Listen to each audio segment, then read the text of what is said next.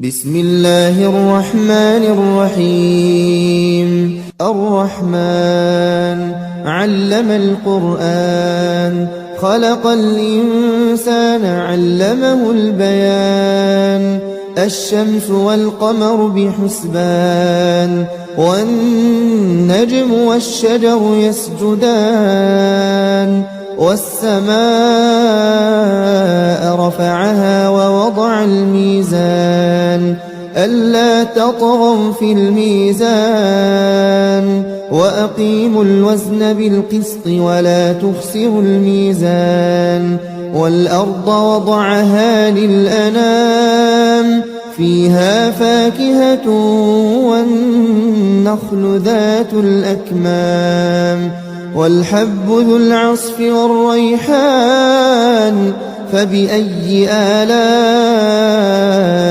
ربكما تكذبان خلق الإنسان من صلصال كالفخار وخلق الجان من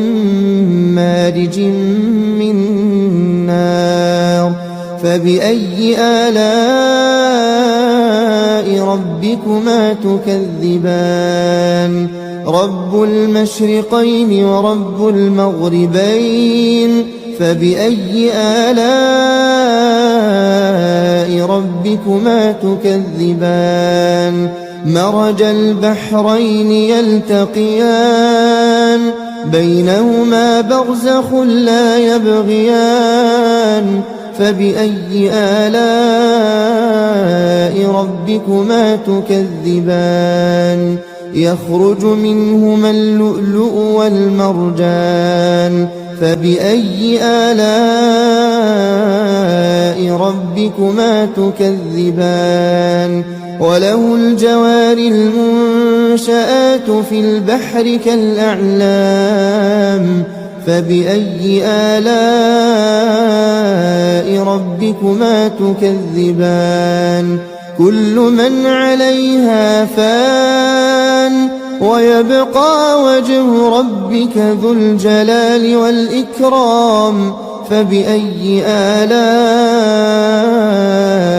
ربكما تكذبان يسأله من